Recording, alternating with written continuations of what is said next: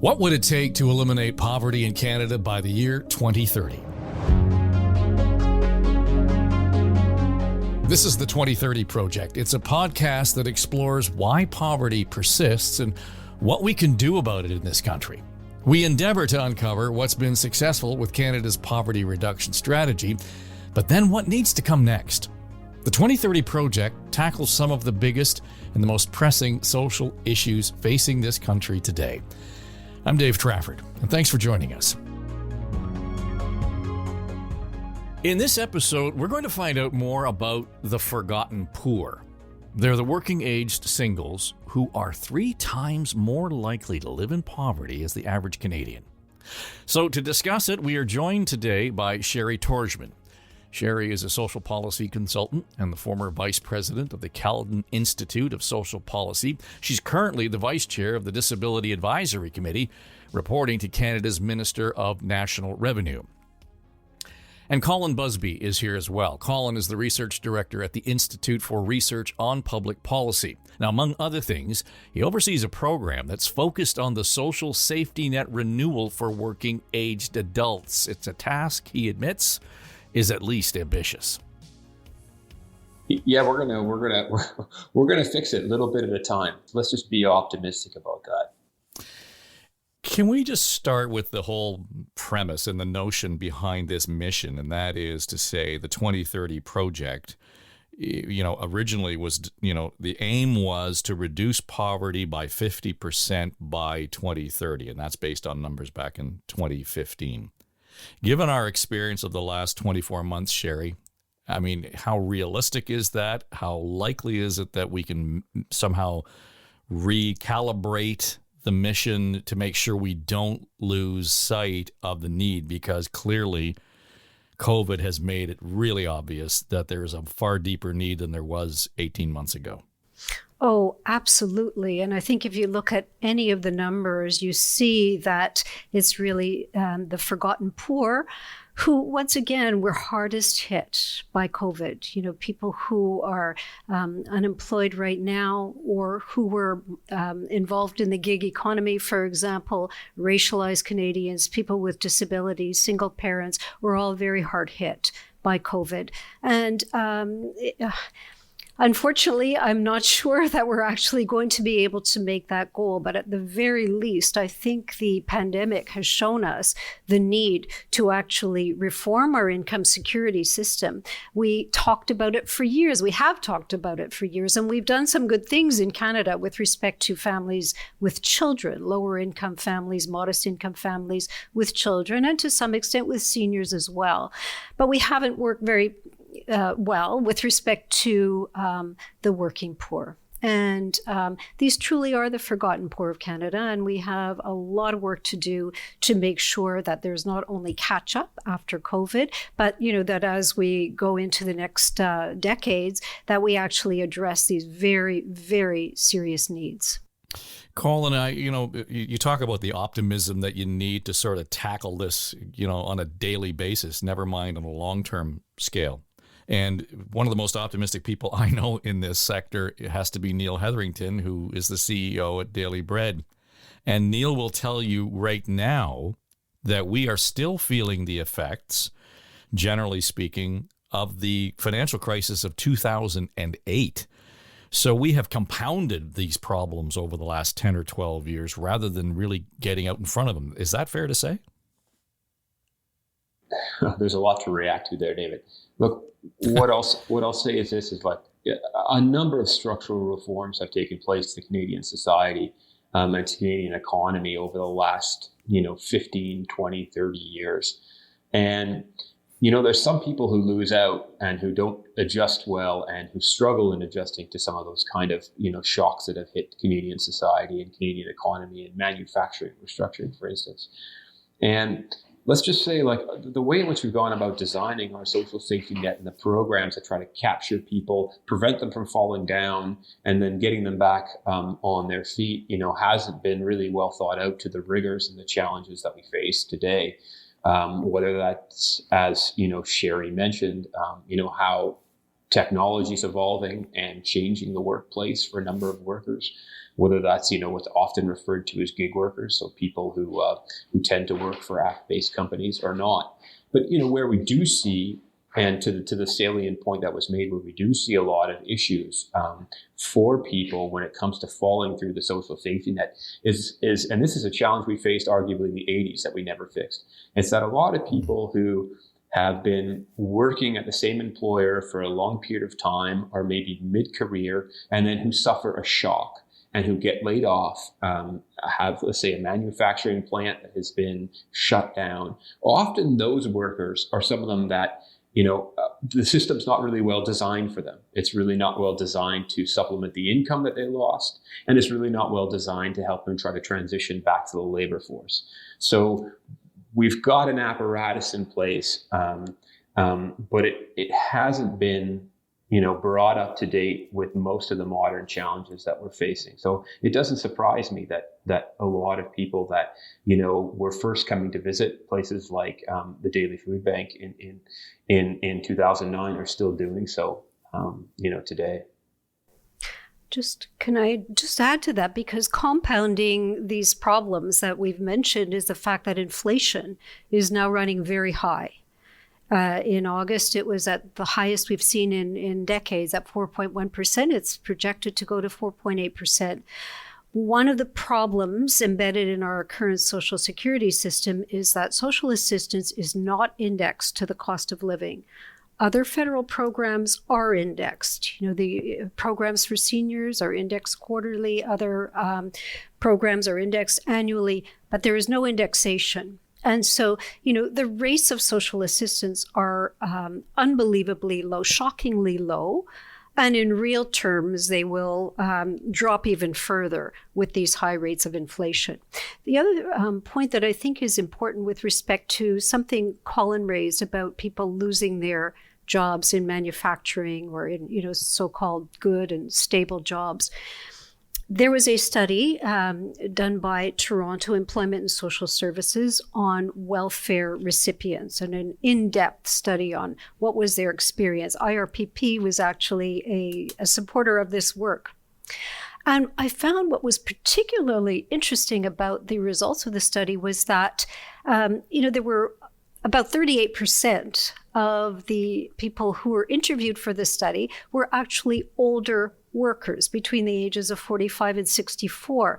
There were 38% were women. The notion of the single unemployable person under the age of 30 living off welfare, can't find a job or is walking on the streets. It just totally dispelled all the myths that we have about welfare recipients. And so what we see is many people who are involved in stable jobs in the economy now have nowhere else to turn but welfare because of problems related to employment insurance and other gaps in the income security system that leave them effectively living in poverty.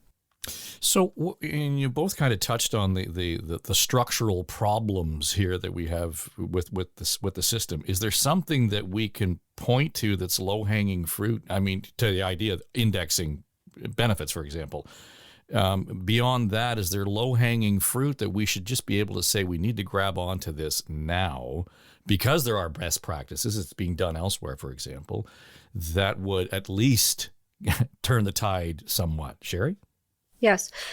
I think there are a number of things, but one of the most important is the fact that welfare does provide assistance for people with special health-related needs, or technical aids and assistance or medications. And for many people that can, cost them several hundred or even thousands of dollars a year.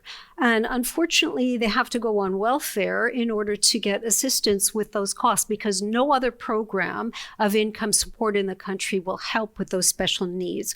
Social assistance is what we call a needs-tested program. So it does look at your needs, recognizing all the problems with the needs-tested programs because they're intrusive and they're administratively heavy. But that aside, they do take into account special needs. And if we could somehow provide that support in some other way, why should people have to be on social assistance to get help with a technical aid or assistance, or with, for example, medications that may cost them so much money? So if we can, remove that portion from the program, we may be able to help a lot of people who are on it simply because they have those very high costs. Well, Colin, one of the things that we talked about in the previous episode was the welfare wall, and it's a system that may well otherwise be well intended, but it gets in its own way.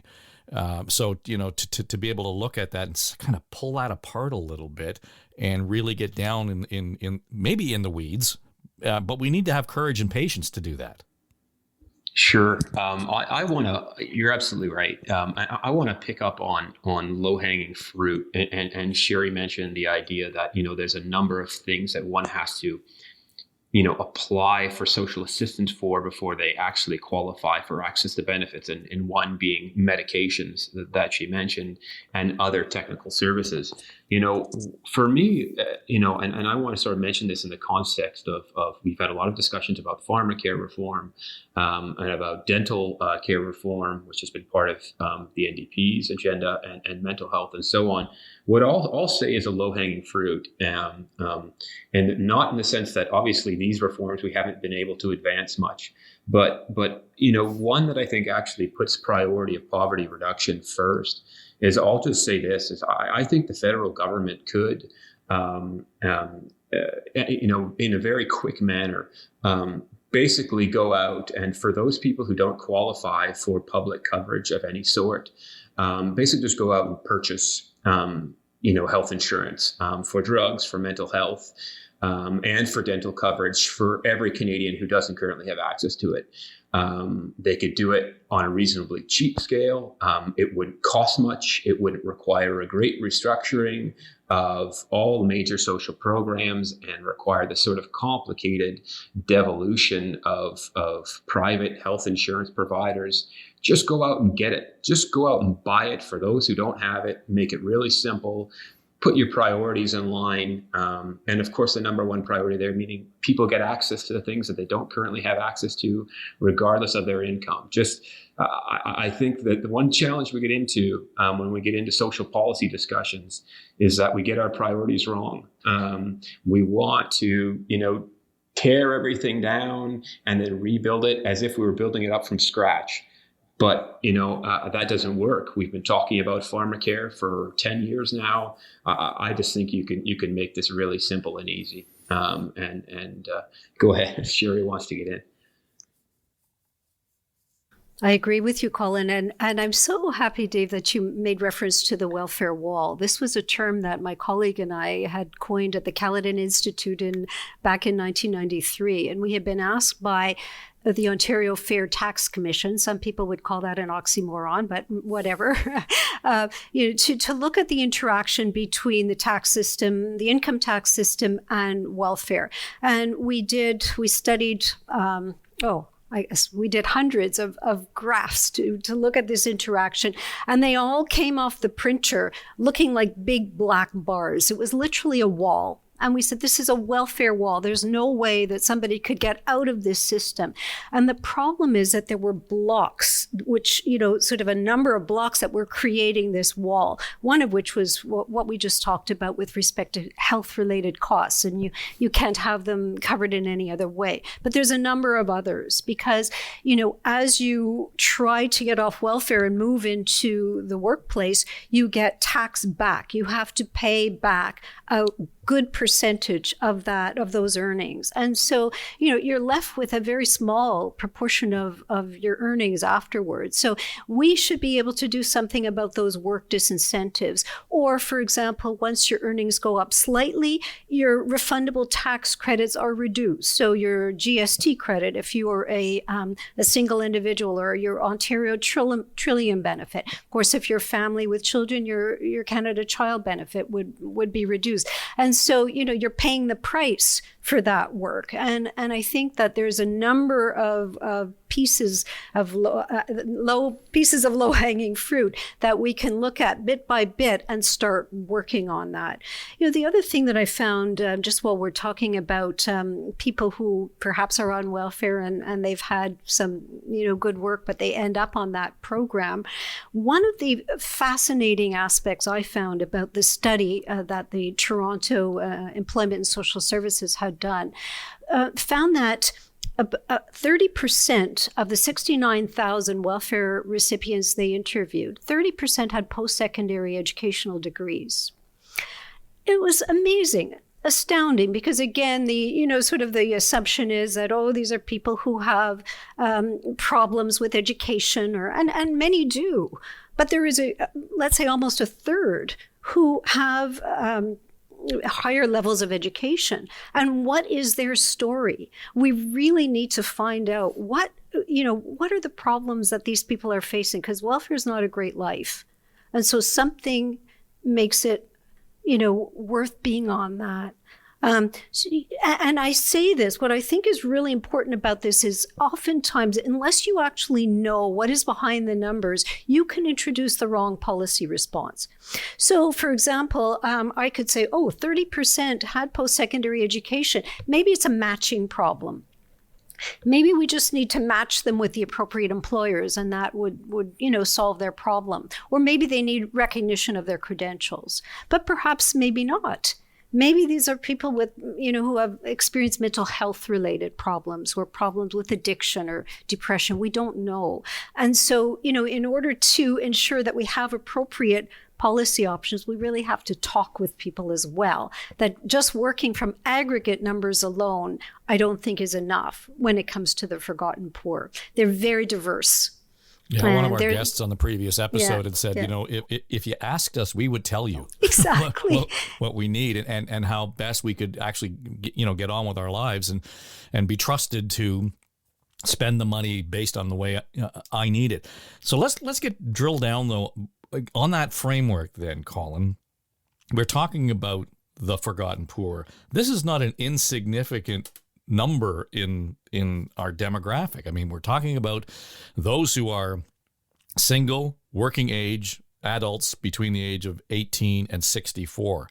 That sounds like a huge group of people to fall in a gap. It is. And ever since we started enumerating in the census the different kind of households that exist in Canada, singles and single adults, single unattached adults has gradually risen from sort of being middle pack to right now where it's basically it's the most predominant type of household formation that we see in Canada. Now, a lot of that is has to be acknowledged is in part widowed individuals later in life, but nonetheless, it still points to what you're right, which is a substantial swath of our society and our workforce, and one that as Sherri points out is not well understood, and in part sometimes that diversity from a policy perspective can work against it in the sense that it's hard to draw attention to groups where there's not a consistent and easy to develop narrative. But that's also partly where the solution lies here too, because we have to break down stereotypes, right? And I still feel like that's sort of part of where we're at right now is challenging this traditional stereotype of a young man that stays at home. That's not who we're dealing with here. And we have to have that message get out there. And the complexity of the issue, speaks to the ability to try to understand more and to dig deeper and to find these concrete answers that were just sort of were highlighted in sort of the previous discussion. Okay, so we've got 10 minutes, Sherri. Let's solve the problem. I mean, how do we drill down here and identify? I think you've already pointed out we have to better understand this demographic, so we need some research. But there's some urgency about this. There absolutely is some urgency, and I think this is. this is one area that we has sort of call, or you can see in the literature, it's referred to often as a wicked problem, because what it means is that there's so many pieces to it, and there are many players who have an important and significant role to play. This is not just a federal problem, it's not just a city problem, not just an Ontario government or the voluntary sector alone. It's everybody together, and each has a really important part. And so I think there's a number of things that can be done at the federal level, for example, to improve the current income security programs that we have in place. We have, for instance, a Canada Workers Benefit. It's an important benefit, but it's very small in terms of the assistance that it provides. And most people don't even know that it exists. Its eligibility criteria are so narrow that it leaves out a lot of low-income worker, minimum wage workers, for example, in Ontario. They would be, if you can believe, above the threshold for qualifying. So, there are some really significant changes that can be made at the federal level, at employment insurance as well, because there are many, many gaps in that program. We saw them really come to light as a result of COVID. And there have been promises to reform that program. I think that that's coming in the next Parliament. I'm hoping that we will.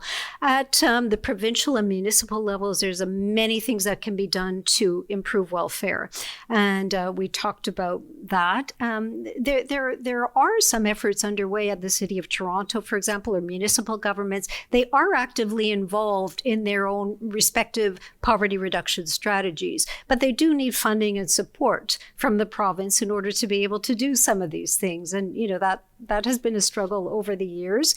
But some of them are moving in some interesting directions. For example, the City of Kingston has a housing credit, which is important in the sense that to make available affordable housing for a population often takes a long time. And as you point out, we have a problem now. And so, we need some solutions where you can provide assistance to people right now. And a portable housing benefit is one of the mechanisms that is being tried to address the urgency issue. I think at the voluntary level, I really applaud the work of the food banks, the Daily Bread Food Bank, Food Banks Canada. They are so essential in the whole picture. And they've also provided some excellent research that has helped us, I think, with the detail and change the narrative, as Colin was referring to. It's helped us change the narrative so that we can ideally change some attitudes with respect to who are the people here about whom we're concerned. They're not a single uniform group, and the more we understand that, I think the better we'll be with respect to intelligent policy solutions. The policy side of this is one thing, and I think kind of breaking through that wall and getting into government to say this needs to be a priority is one thing. But sort of riffing off of something you just said, Colin, earlier, in the whole idea of that there's this stigma or there's this stereotype around the forgotten poor in that demographic. It's a harder story to tell than if we're talking about supporting seniors, our parents, our elders, or the children in our lives. Those are easier things to turn into a narrative that people can kind of grab and understand emotionally. Where's the emotional button that we have to push to really ignite the conversation around the forgotten poor? Wow, that's a terrific question, Dave. I wish I had a great answer to give you right now. Because at the end of the day, the narrative that surrounds the policy context matters. It matters a lot. I'd like to think that it's just a question of data, but it's not. And how the story is told is really important. What I'll say is this. I'll say, look, I think we're actually, at a reasonably important time and reasonably important moment right now where we ought to have a good answer to that question. And I say that because of all of the pandemic-related forms of income supports that are set to expire soon. And I actually see that as actually being a pretty critical moment in terms of being able to explain the issue, get out in front of it, and have some very clear proposals as to where we need to go. So I think that matters. And I'm going to piggyback on Sherri's point about the sort of idea of the housing benefit, of a portable housing benefit as something that might be able to crash through, the different federal, provincial domains that currently exist. But also, there was a creation of a number of FedProv housing benefits that were announced over the last year. They were very limited in scope and limited in design, so that there's a place to build from. But the nice thing there is it allows you to develop something that works with the gaps that exist in federal programs and the gaps that exist in provincial programs. So it can be designed in a clever way. But what I'll say, in addition to the context for the forgotten poor, is I will say that when it comes to sort of our poverty objectives and our poverty rate objectives, in 10 years' time, that I think it would be helpful to broaden the focus from just an exclusive attention to poverty rates to deep poverty rates, and to focus on deep poverty as well. I think that when I look at all the money that got spent in the recent round of federal budgets on measures that could reduce poverty, I mean, most of the money is really spent towards seniors. And one way in which we're going to help shift that narrative, help shift the attention over, is by frankly, setting a target that corresponds with what the objectives are writ large and the objectives of the forgotten poor. So casting the net a bit more narrowly in that sense, I think, is going to be helpful for the narrative, as we advance in time and as we approach sort of our time targets when it comes to poverty reduction. So as I have done work on this and just preparing for it, and I was talking to my daughter yesterday about this, and she and I do business, and we have our work relationship. And anyway, we were in the middle of a meeting, and I said, I'm sorry, I got caught up, and I was working on this particular podcast, the 2030 Project. And I said, my head shakes every time I do an episode because I learn something new, but I become entirely frustrated by my learning. So I take it back to episode 1, and we were talking to Talia Bronstein and Neil Hetherington at Daily Bread. And it's clear that this has to be a priority for all of us because the numbers that get thrown around, the cost of poverty alone in Ontario, most recently estimated as something around $33 billion a year. It's a big number. And I said to Neil, if that's the budget for poverty, should we not have a ministry of poverty reduction? Do we not need one throat to choke on this, Sherri? Not to be glib about it, but we really do need a coordinated effort. So whether it's federally or provincially, it's great to have a ministry for the middle class, but seriously, we need to get these people into the middle class. So let's get the poverty reduction on track before we start looking at that objective. Absolutely. This is all about interdepartmental, intergovernmental, all these pieces fit together. And I'm just imagining that there's one single unit or one single department that will address this complex problem is totally unrealistic and inappropriate. It's not going to get us very far. And there are other countries that actually have, these strategies that bring together a wide range of departments. Now, we do have a national poverty strategy. We do have strategies that governments have announced, but the extent to which they're actually working together and actually talking among orders of government, that's another question. And it's not clear that there's an active conversation going on there. But I just want you to speak about your question about the emotion, because I think that the food banks have a very significant role to play in this. And I find it absolutely shocking that in a country like Canada, we have the incredibly long and growing lines at food banks that we do.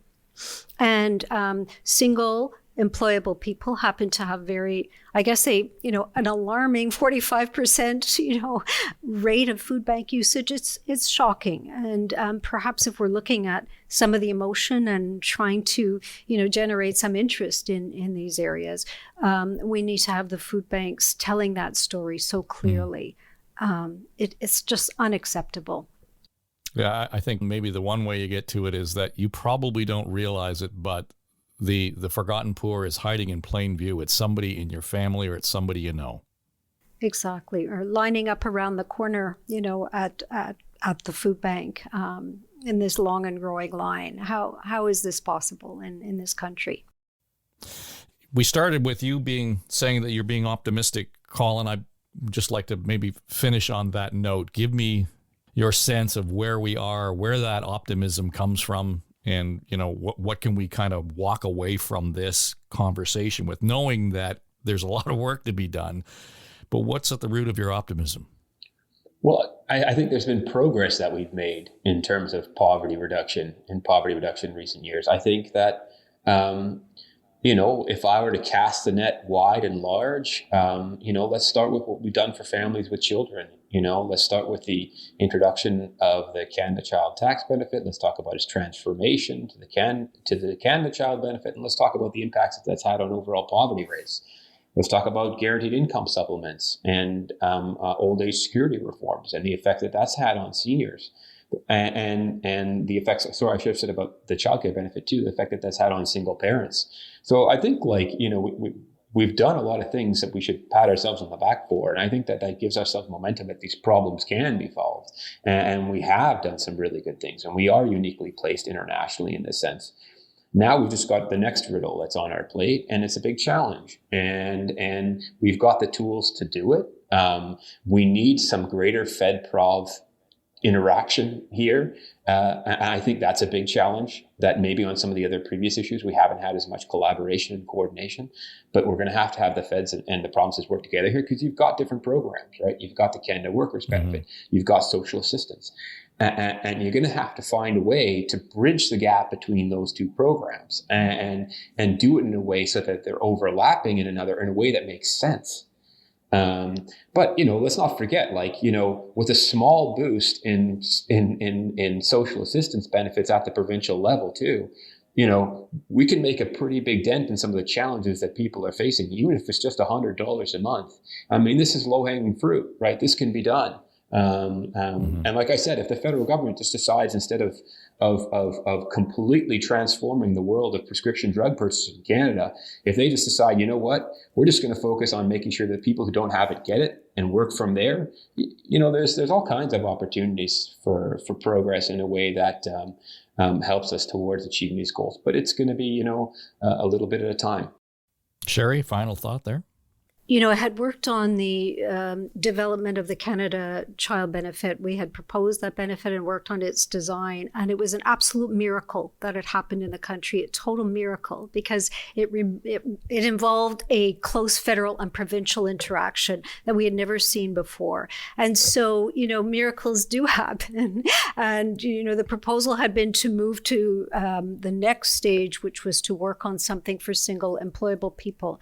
Now, I have to mention that there is work that's underway at the federal level with respect to a disability income benefit. That would be a new benefit that would not yet take people off provincial social assistance, but ideally would move in that direction, but at least would address the poverty problem that we see among people with disabilities. And so there is some hope with that, and it would be modeled on the guaranteed income supplement for seniors. If we could get that piece, work on that chunk, then I think we will have made quite a bit of progress, and that would be great news. Sherri Torjman and Colin Busby, thanks for joining us, and I think you haven't really solved the problem. You just set us on a path where we're going to have to go out and set us on the correct path for solution. Thanks for being here. We appreciate it. Thanks so much, Dave. Thanks for having us. Sherri Torjman is the Vice Chair of the Disability Advisory Committee, reporting to Canada's Minister of National Revenue, and Colin Busby is the Research Director at the Institute for Research on Public Policy. Now, you want to be sure to join us for our next episode, because we are going to ask how, or whether, in fact, a basic income can play a role in the mission to reduce poverty in Canada. Thanks for listening to the 2030 Project. We would encourage you to subscribe to the show.